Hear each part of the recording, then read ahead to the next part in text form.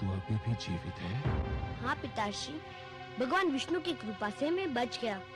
किंतु मैं आपसे ये पूछता हूँ कि आपके आज्ञा अनुसार मेरा वध हो जाता तो क्या आप मुझे पुनः जीवित कर सकते थे? बंद कर अपना प्रलाप। गुरुदेव कहाँ है? कहाँ है गुरुदेव? मैं यहाँ हूँ दैत्येंद्र। ये मैं क्या देख रहा हूँ गुरुदेव? चंड और अमर के निर्जीव स्वर, आपका पहली बार झुका हुआ सिर, और ये जीवित दुष्ट प्रहलाद, ये मैं क्या देख रहा हूँ गुरुदेव? कहीं मैं स्वप्न तो नहीं देख रहा? नहीं वत्स हिरण्यकश्यप, ये सत्य है, अत्यंत कटु सत्य। मैंने कृत्या क्रिया द्वारा प्रहलाद का अंत करना चाहा था, परंतु राक्षसी कृत्या ने उल्टे मेरे दोनों पुत्रों षंड और अमर को मार डाला। किंतु ये दोनों तो जीवित हैं गुरुदेव, ये दोनों तो जीवित हैं। यही तो खेद और लज्जा का विषय है। मेरे दोनों पुत्रों का जीवन तुम्हारे विरोधी पुत्र प्रहलाद की दया का दान है। मेरी शक्ति तुम्हारे पुत्र की शक्ति के समक्ष हार गई। मैंने आज तक कभी हार नहीं मानी, किंतु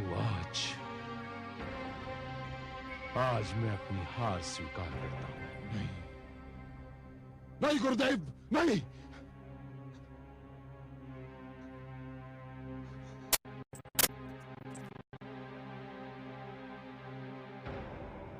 ये नहीं हो सकता, ये नहीं हो सकता, ऐसा नहीं होने दूंगा, ऐसा कदापि नहीं होने दूंगा। तेरे विष्णु ने मेरे भाई को छीना, मेरी बहन को छीना, और अब मेरे गुरुदेव को छीन लिया तेरे विष्णु ने।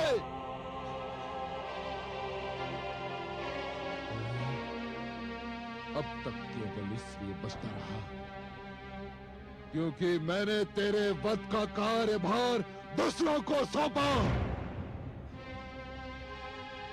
क्योंकि मैं तेरे रक्त से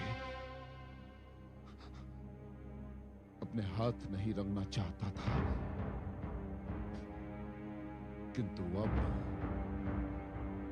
ये अशुभ कार्य मुझे स्वयं करना होगा। नहीं, स्वामी छोड़ दीजिए मेरे पुत्र को। हट जाइए, नहीं स्वामी, नहीं, हट जाइए। नहीं।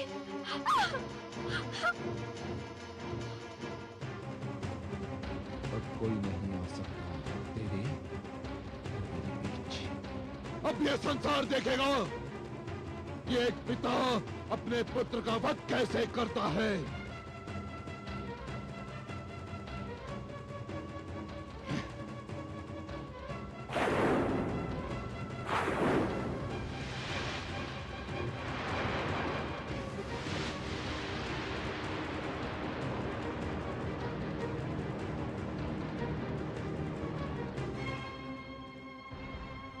अब मैं इस आसुरी खड़क से तेरा शीश उतारूंगा। सारे संसार में घुमा जाएगा तेरा शीश, ताकि संसार में जो भी विष्णु भक्त बचा है तेरा कटा हुआ शीश देखकर विष्णु का नाम भूल जाएगा।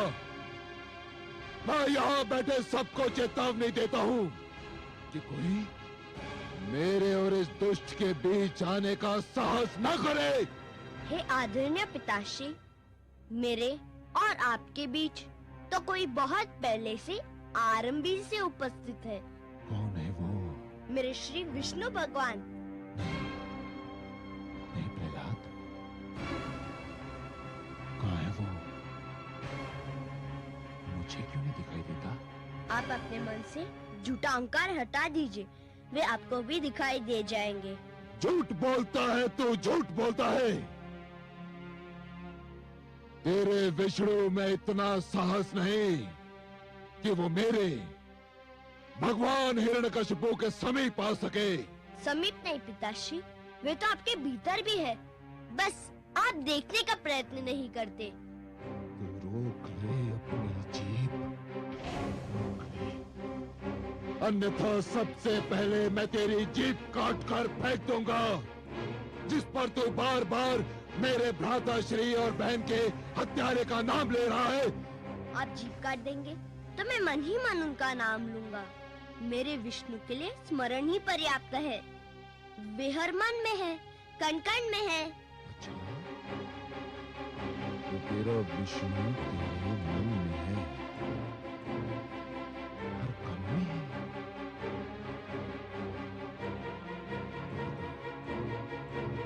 तेरा विष्णु स्लोस्तम में है?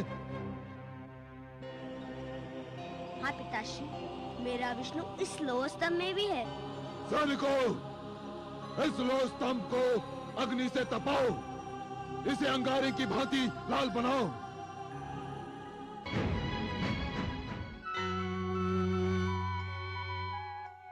विष्णुलोक में आपका स्वागत है आदि प्रजापति। हे लक्ष्मी नारायण, रोकिए, इस नरसिंहार को रोकिए, नहीं तो अनर्थ हो जाएगा। आप ही कोई उपाय बताइए ब्रह्मा जी। मेरी समझ में नहीं आ रहा है। मैंने प्रहलाद के भाग्य लेख में उसे हिरण्यकशिपु के हाथों मारा जाना नहीं लिखा है। दूसरी ओर मैंने हिरण्यकशिपु को भी ऐसा वरदान दे रखा है कि वो मर नहीं सकता। इसीलिए मैंने सदैव यही कहा है हे ब्रह्मा, कि वरदान देने से पहले यह अवश्य सोच लेना चाहिए कि वरदान किसे दिया जा रहा है, क्यों दिया जा रहा है। जिसे यह वरदान दिया जा रहा है वो व्यक्ति इस वरदान का पात्र है भी या नहीं, और यदि है भी तो क्या वो उस वरदान का उचित उपयोग करेगा या नहीं।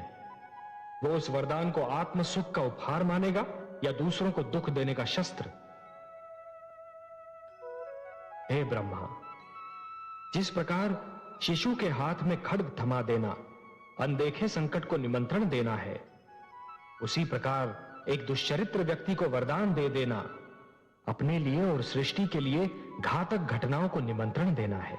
आप सत्य कहते हैं, पर धनुष से बाण निकल चुका है। वरदान तो मैं दे चुका हूं, अब क्या हो सकता है। आपको कुछ तो करना ही होगा। मेरे वरदान के अनुसार हिरण्यकशिपु न दिन में मर सकता है, न रात में, न घर के भीतर मर सकता है, न घर के बाहर, न धरती पर मर सकता है, न आकाश में, न कोई पशु से मार सकता है, न मानव अथवा देवता, न कोई अस्त्र उसकी मृत्यु का कारण बन सकता है, और न ही शस्त्र।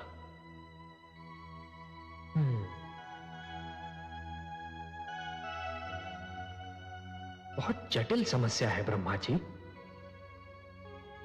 मुझे आपके वरदान का मान भी रखना है और पुत्र प्रहलाद की रक्षा भी करनी है।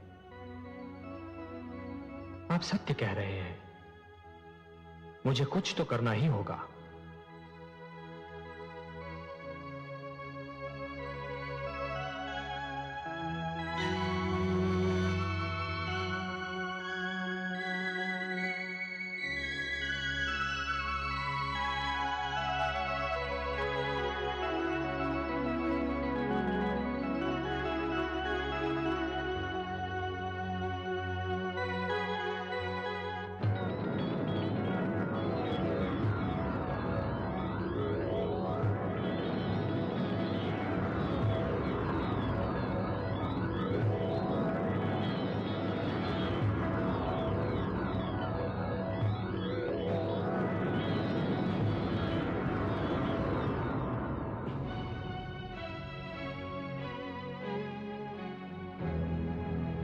चल नहीं स्वामी, चल, मत ले जाइए मेरे लाल को, छोड़ दीजिए उसे, क्षमा कर दीजिए, मत ले जाइए उसे, क्षमा कर दीजिए स्वामी, मत ले जाइए, मत ले जाइए, मत ले जाइए।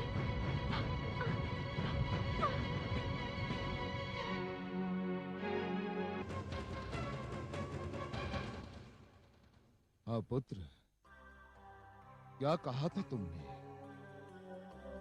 इस लो स्तंभ में तेरा विष्णु है। यदि इस लो स्तंभ में तेरा विष्णु है तो जा गले लग इसके, जा।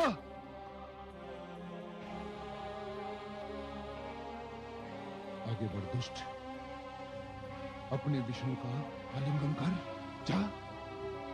जो आज्ञा पिताश्री, आपका आशीर्वाद चाहिए। ओम नमो भगवते वासुदेवाय।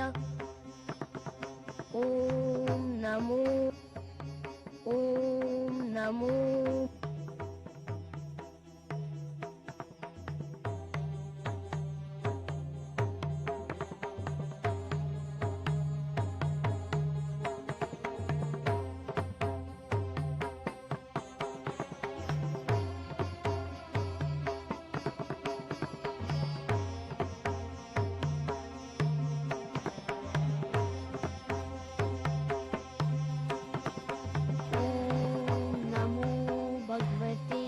वासुदेवाय।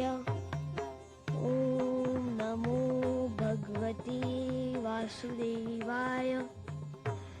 ओम नमो भगवते वासुदेवाय। ओम नमो भगवते वासुदेवाय।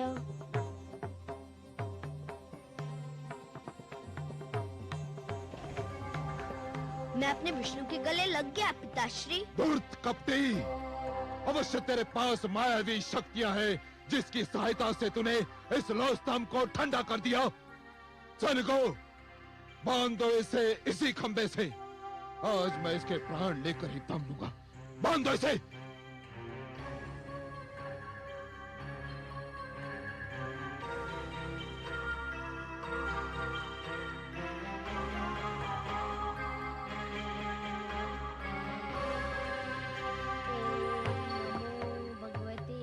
वासुदेवाय।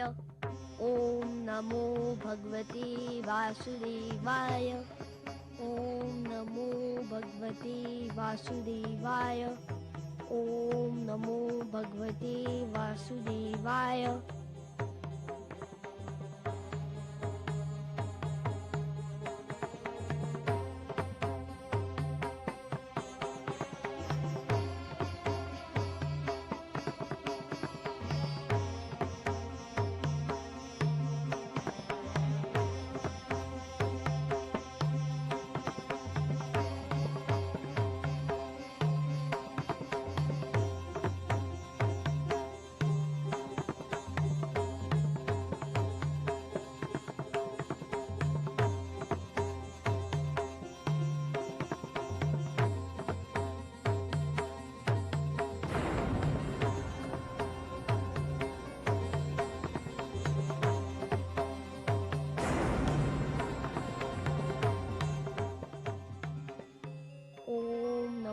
भगवते वासुदेवाय।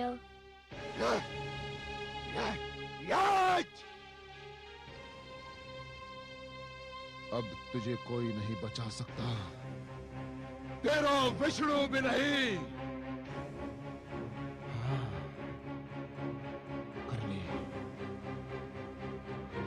कर ले अपने विष्णु का मन भर के स्मरण कर ले। यदि तेरे कथनानुसार इस स्तंभ में विष्णु है तो उसे कि वो बाहर निकलकर तुझे दर्शन दे और तेरे वध का दृश्य भी देखे।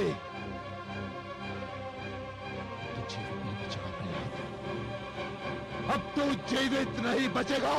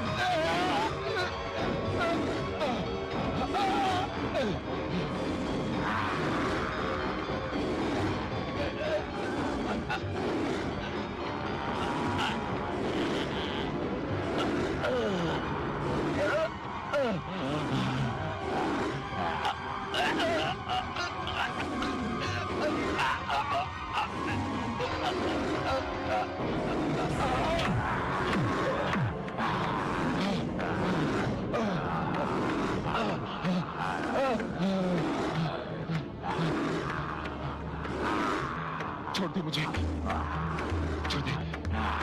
कौन है तू? मैं तेरी मृत्यु हूं धूर्त, तेरा काल। नहीं, ये नहीं हो सकता। मैं नहीं मर सकता। मैं भगवान हिरण्यकशिपु हूं। मैं नहीं मर सकता। क्यों नहीं मर सकता दुष्ट? क्या तूने किसी माता के गर्भ से जन्म नहीं लिया है? ब्रह्मा जी ने मुझे वरदान दिया है। क्या वरदान दिया है? कि ना मैं दिन में मर सकता हूँ, न रात्रि में। तो देख दुष्ट, इस समय न दिन है न रात्रि, ये संध्या काल की बेला है।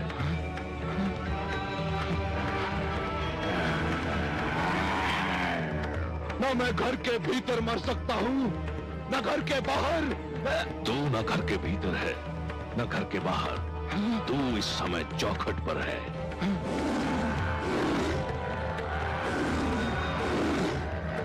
ब्रह्मा जी ने कहा था कि ना मैं धरती पर मर सकता हूँ, आकाश में। ब्रह्मा ने सत्य कहा था। देख तू इस समय ना धरती पर है ना आकाश में, तू धरती और आकाश के मध्य मेरी गोद में है। और क्या कहा था भाग्य विधाता ने?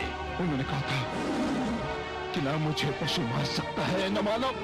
मुझे ना कोई पशु मानेगा ना मानव। मैं आधा नर और आधा सिंह, मेरा नाम नरसिंह है। और क्या कहा था? उन्होंने कहा था कि मेरी मृत्यु न शस्त्र संभव है, न अस्त्र से। मेरे हाथों में ना कोई अस्त्र है ना शस्त्र। मैं अपने नखों से तेरा उदर चीर कर तेरा वध करने जा रहा हूँ। अरे बचाओ, अरे बचाओ, कोई। तेरा अंत निकट आ चुका है मूर्ख। तू बच जाता तो एक ऐसी परंपरा का जन्म होता जो समस्त सृष्टि के लिए अनर्थकारी सिद्ध होती। पिता जन्मदाता है, यदि वही अपने पुत्र का वध करने लग जाए तो सृष्टि का क्या होगा? बचाओ।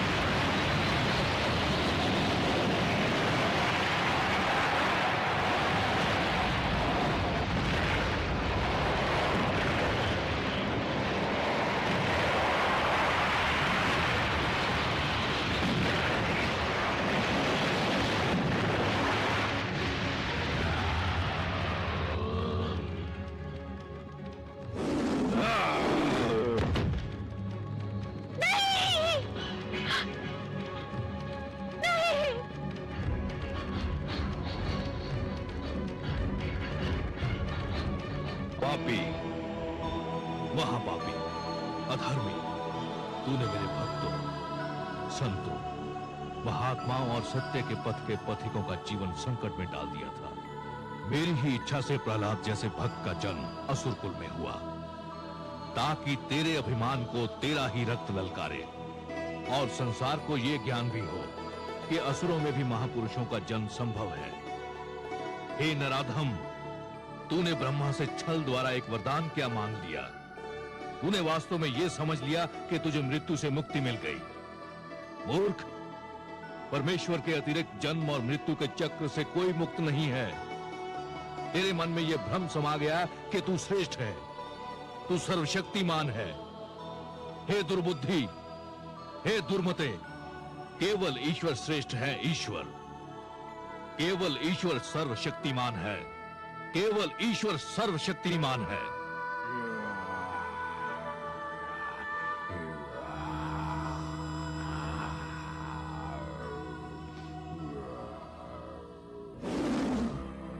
शांत हो जाइए हे विश्वेश्वर, शांत हो जाइए। नहीं, आज संसार को यह ज्ञात हो जाना चाहिए कि परमेश्वर की शक्ति को ललकारने वालों का क्या परिणाम होता है।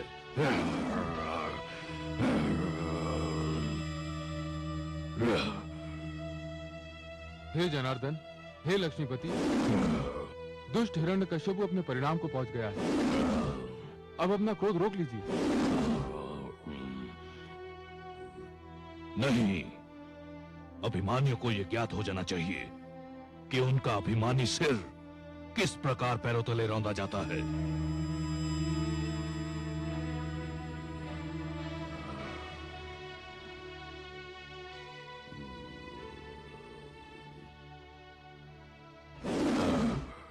हे वासुदेव, आपने न्याय कर दिया है। हिरण्यकशिपु के शरीर के साथ उसका अभिमान भी ठंडा पड़ चुका है। अब अपने प्रकोप को समेट लीजिए, नहीं तो समस्त सृष्टि उसकी चपेट में आ जाएगी। इस पापी ने स्वयं को ईश्वर कहा था, स्वयं को सर्वशक्तिमान कहा था, मेरे भक्तों को कष्ट दिया था। देख ले, आज समस्त संसार देख ले कि स्वयं को ईश्वर कहने वाले, स्वयं को सर्वशक्तिमान मानने वाले किस प्रकार धूल में मिला दिए जाते हैं।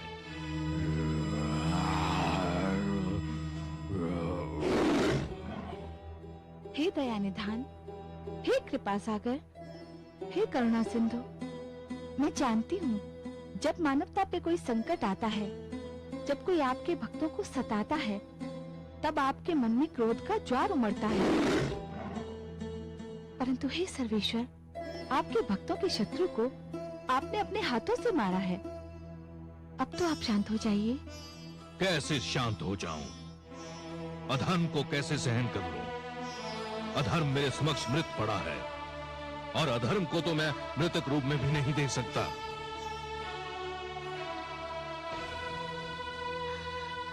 पुत्र,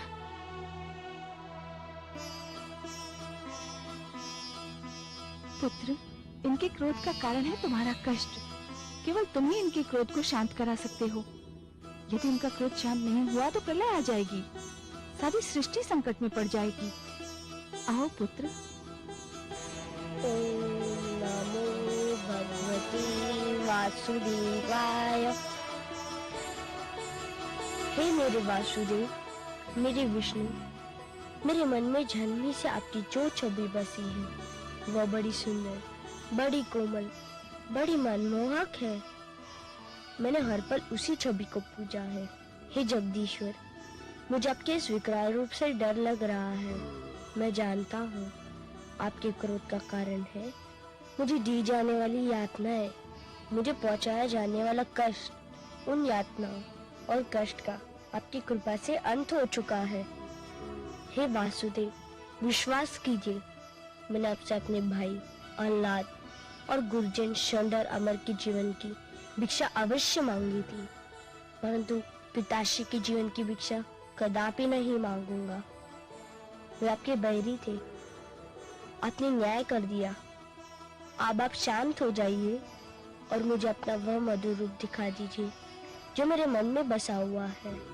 हे वासुदेव, मेरी विनती सुन लीजिए, मेरी प्रार्थना स्वीकार कर लीजिए।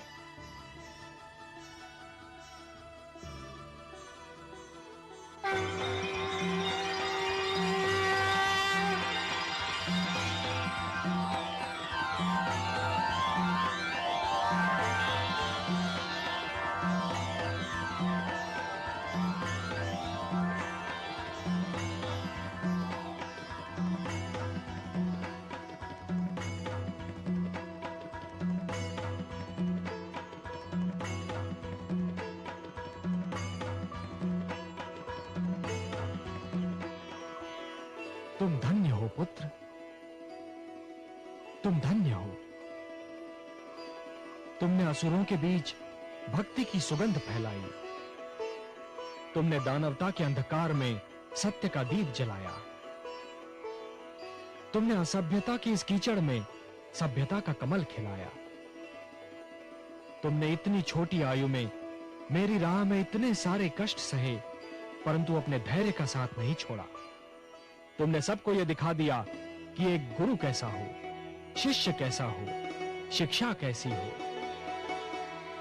मैं तुमसे अत्यंत प्रसन्न हूं पुत्र प्रहलाद, अत्यंत प्रसन्न हूं। तुम मेरे परम भक्तों में गिने जाओगे।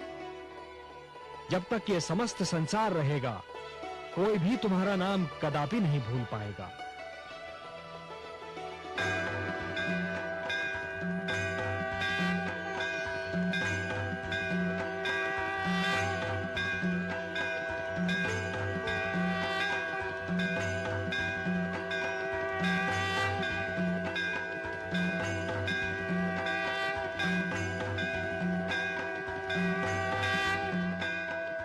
पद्मनाभ, हे वासुदेव, आपको कोटि कोटि प्रणाम। आपकी कृपा से पुनः एक बार सत्य की विजय हुई, पापी का अंत हुआ, पाप का नाश हुआ। मानवता की सबसे बड़े शत्रु हिरण्यकशिपु को आपके हाथों मोक्ष प्राप्त हुआ। महादेवी, मानव मेरी सबसे प्रिय रचना है। यह धरती तो मुझे स्वर्ग से भी अधिक सुंदर लगती है। इसलिए जब भी कोई पापी धरती की सुंदरता को नष्ट करने का प्रयास करता है, जब भी कोई नराधम मानव को या मानवता को रौंदने का प्रयास करता है, तो मैं नृसिंह बनकर उसका वक्षस्थल फाड़ देता हूं। मैं वराह बनकर उसका उदर चीर देता हूं, या फिर मैं मत्स्य बनकर उन दुराचारियों को जल समाधि दे देता हूं। आपकी इस कृपा के लिए मानव और धरती के साथ साथ मैं भी आपके आभारी हूँ कमल नयन। जिस प्रकार आपने पुत्र प्रहलाद की रक्षा की, सारी संसार की माताओं की ओर से मैं आपको धन्यवाद देती हूँ। महादेवी, जिस प्रकार संतान को दूध पिलाने के लिए किसी माता को धन्यवाद नहीं दिया जाता, जिस प्रकार परिवार का पालन पोषण करने के लिए पिता को धन्यवाद नहीं दिया जाता, और जिस प्रकार फल देने के लिए वृक्ष को धन्यवाद नहीं दिया जाता, उसी प्रकार अपने भक्तों की रक्षा करने के लिए मेरा भी धन्यवाद देने की कोई आवश्यकता नहीं है महादेवी। मैं तो पिता हूं, सर्वेश्वर हूं, और यह समस्त विश्व मेरा परिवार है। भक्त प्रहलाद तो मेरा एक महान भक्त है महादेवी, और अपने भक्तों से मैं इतना अधिक प्रेम करता हूं कि कदाचित स्वयं अपने आप से नहीं करता। सत्य है कमल नयन, इसीलिए तो हिरण्यकशिपु पर आपके क्रोध का स्मरण करके मुझे अभी भी रोमांच हो रहा है। महादेवी, एक पापी, एक अत्याचारी कभी भी मेरी दया का पात्र नहीं हो सकता।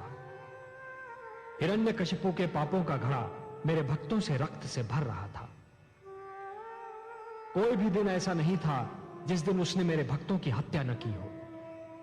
जिस क्रूरता से उसने विष्णु नाम के बालक की हत्या कर दी, उसी क्रूरता से मैंने भी उसका वध कर दिया। आपको उस पापी के लिए कैसा भयानक रूप धारण करना पड़ा था? महादेवी, अपने भक्तों की रक्षा करने के लिए मैं कोई भी रूप धारण कर सकता हूं। जैसे आज नृसिंह अवतार धारण करके मैंने उस पापी हिरण्यकशिपु का वध कर दिया, जो स्वयं अपने ही पुत्र का वध करना चाहता था, केवल अपने पाखंड की रक्षा करने के लिए। अपने स्वार्थ, अपनी महत्वाकांक्षा के सामने वो ना तो राजधर्म को निभा पाया, न एक पति के धर्म को, और ना ही पिता के धर्म को। मैंने उसके वंश में प्रहलाद जैसे बालक को जन्म दिया। प्रहलाद, जिसका मुखमंडल देखकर स्वयं अत्याचार को भी दया आ जाए। परंतु हिरण्यकशिपु को दया नहीं आई महादेवी। महादेवी, यह धरती मैंने ऐसे अत्याचारियों के लिए नहीं बनाई। यह धरती मैंने ऐसे हत्यारों के लिए नहीं बनाई। इस धरती की सुंदरता धमाके से उजाड़ने के लिए मैंने नहीं बनाई महादेवी। इसलिए आज मैं यह पुनः घोषणा करता हूं, परित्राणाय साधूनाम विनाशाय च दुष्कृताम धर्म संस्थापनार्थाय संभवामि युगे युगे।